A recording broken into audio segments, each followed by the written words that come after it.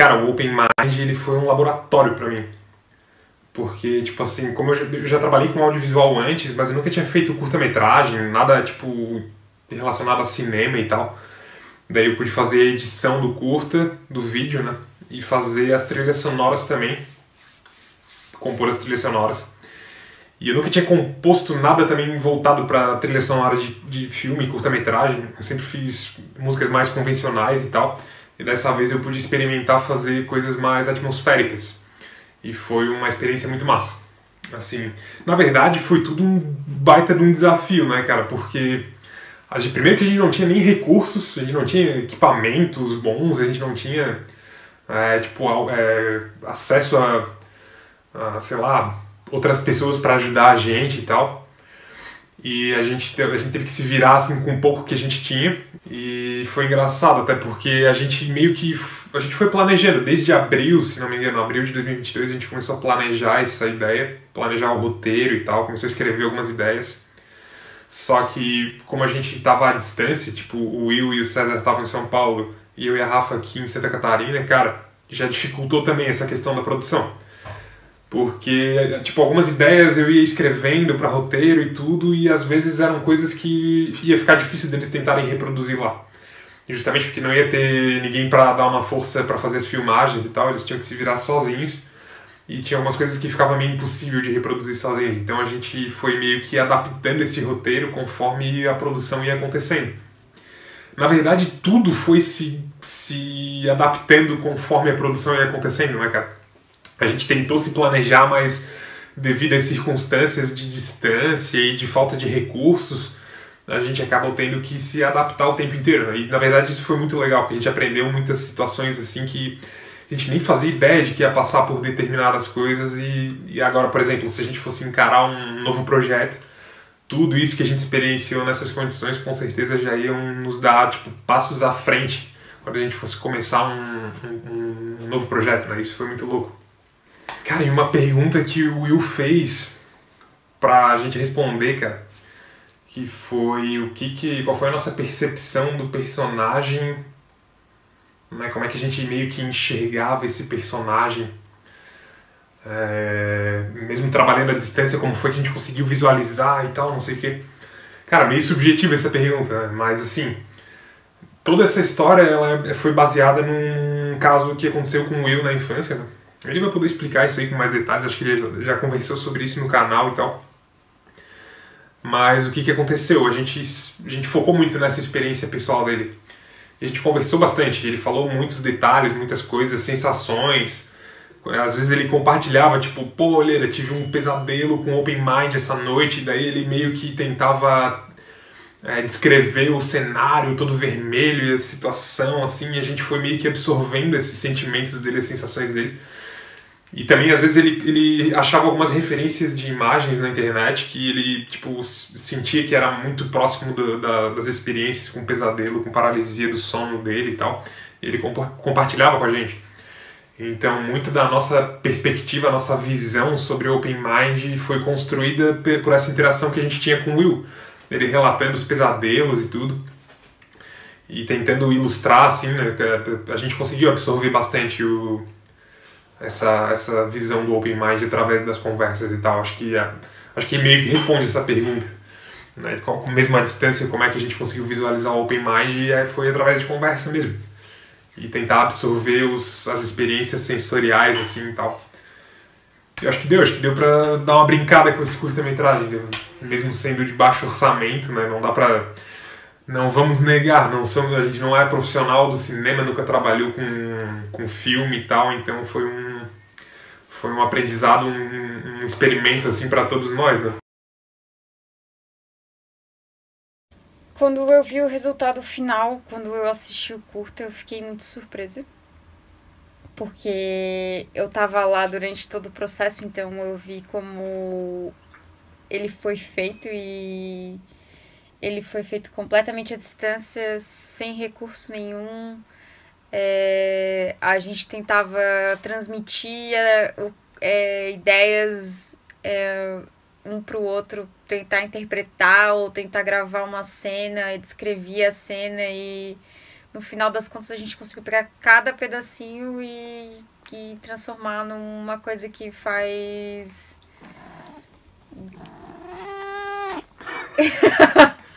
A gente conseguiu pegar cada pedacinho e transformar num negócio que parece real, assim. Parece um curta. Eu acho que o principal fonte de inspiração para a criação dos desenhos foi o relato do Will. As histórias que o Will contou que aconteceram com ele da paralisia do sono, os pesadelos, a paranoia. E essa história que deu origem ao curta também deu origem a esses desenhos. Então, quando eu estava criando esses desenhos, eu estava pensando na experiência do Will, tentando me colocar no lugar do Will. Então, o medo que ele sentiu, o pavor que ele sentiu, e é isso que eu tentei transmitir através dessas imagens. O processo de criação da parede foi divertido porque fazia muito tempo que eu não trabalhava com esse material, então no dia a dia eu trabalho com caneta, papel ou tatuagem, então trabalhar com papel machê, com gesso e parede, tinta, é sempre divertido, assim. Para mim, como artista, eu gosto de explorar várias técnicas diferentes e várias artes diferentes, materiais diferentes. E a parede em si veio de um relato do sonho do pesadelo do Will, em que ele viu essa parede e as pessoas presas na parede. Então a sensação que eu quis passar foi essa do pesadelo dele, de estar sendo emparedado, de estar preso, claustrofóbico, atormentado. Então, basicamente isso. E ele relatando qual sensação que eles queriam passar com a parede, eu acabei criando daquela forma aí.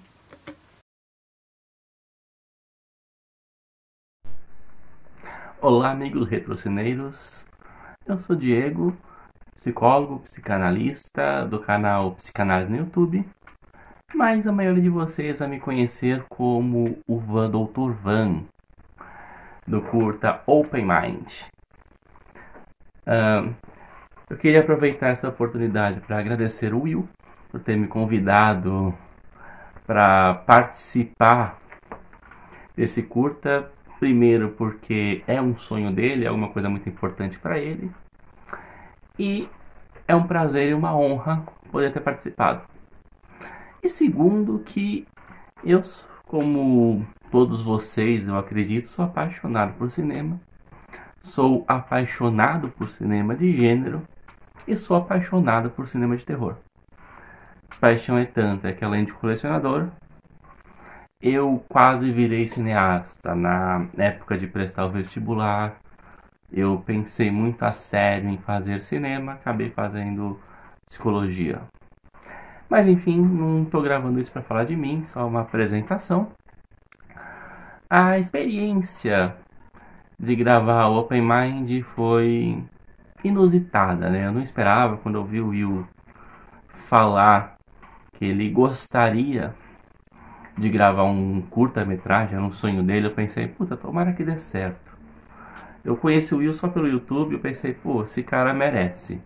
Eu gosto do conteúdo dele, ele ama terror, vai ser muito legal, se der certo eu vou assistir. Passou um tempo e ele anunciou que o curta ia acontecer, e eu, poxa, legal, vou ver. Um dia chega uma mensagem do Will, nós não conhecemos pelo YouTube, me convidando. Eu não pensei duas vezes, né? Pensei, beleza. Como o curta é inspirado em memórias dele, momentos da vida dele, perguntei se está tudo bem para os envolvidos, se não tinha nenhum problema. Sinal verde.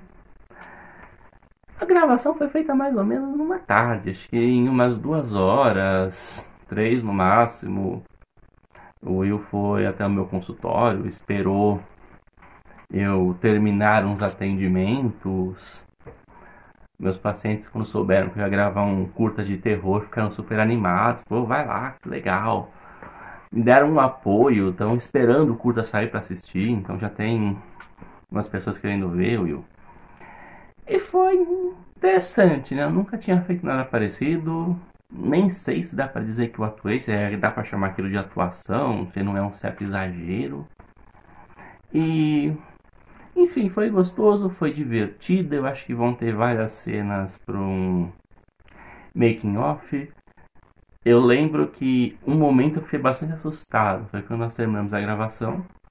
Aí ele olhou pra mim assim e falou: eu preciso ver se gravou o áudio.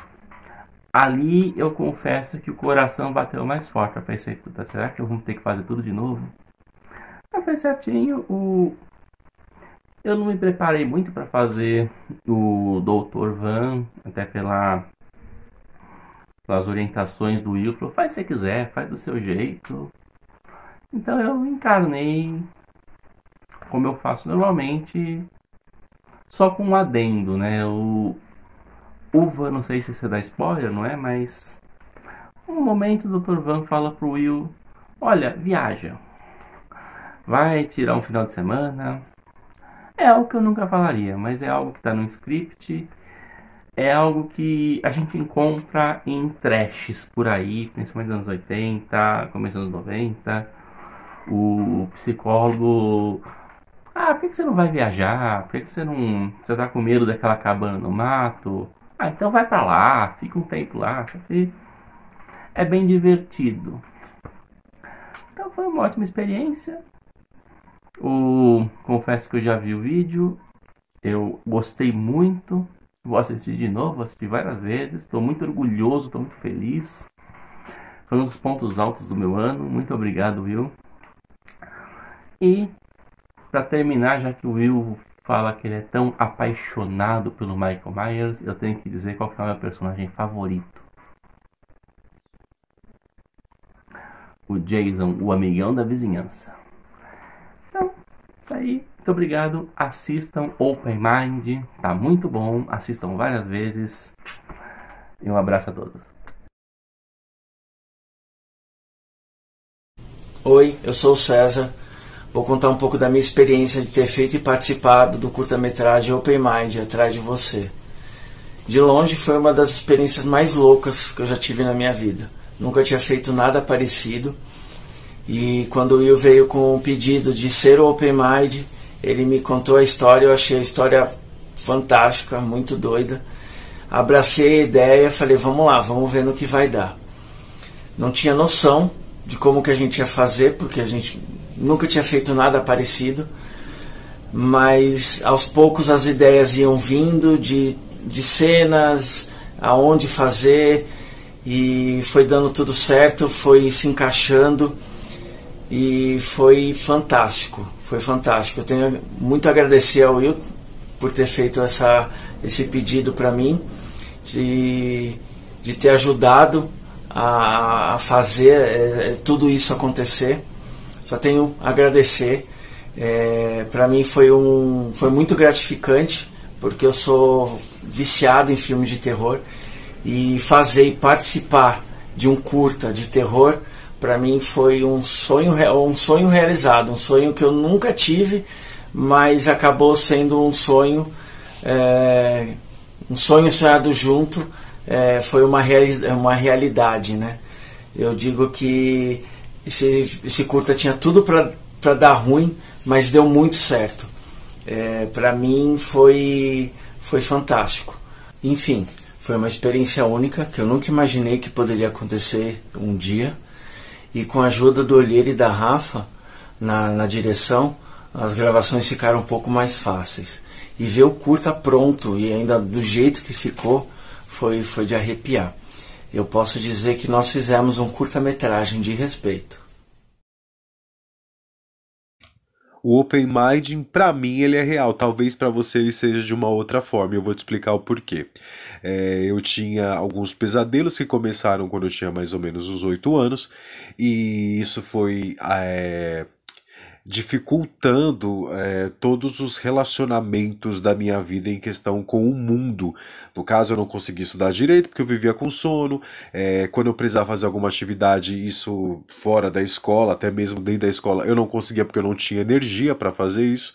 E depois eu fui crescendo e fui até o Instituto do Sono, e lá eles tentaram dar uma ajudada, mas para um lado mais, vamos dizer, científico da coisa, e algumas outras pessoas lidavam mais com o lado espiritual. Eu acordava mesmo no mesmo ambiente que era o do meu quarto, só que a diferença é que estava tudo vermelho e existia uma criatura que ficava no pé da cama e eu chamava de Homem do Chapéu. Foi assim que eu intitulei isso lá na minha infância, lá mais ou menos em 1996. O psiquiatra na época disse que eu projetava nessa figura, uma figura do mal,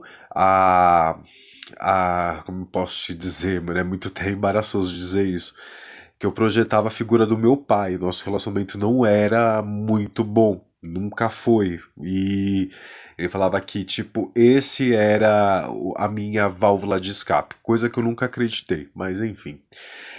Depois, com o tempo, né, esses acontecimentos pararam de acontecer, né, lógico, né, acontecimentos pararam de acontecer, esses eventos pararam de acontecer, e aí voltaram quando eu estava com mais ou menos 14 anos, na oitava série, que eu ganhei um caderno da minha professora Gislene, que era a única que prestava atenção em alguma coisa que eu falava, porque na escola eu era chamado de psico. E aí ela me deu um caderno em branco e falou: você conta para as pessoas algo que elas nunca vão querer ouvir. Então a melhor forma de você falar sem ser interrompido é escrevendo. E toda vez que eu tinha a paralisia, no caso, e via o Homem do Chapéu, eu fazia um desenho das sensações que eu tinha, que até hoje, esse desenho, por exemplo, o meu psicólogo na época disse que eram duas pessoas separadas por alguma coisa. Ficou por isso mesmo. Eu tenho até esse desenho tatuado na minha nuca. Passou-se o tempo, essas coisas nunca deixaram de acontecer, sempre eram 1 ou 2 vezes no ano, mas já chegou a acontecer 4 vezes.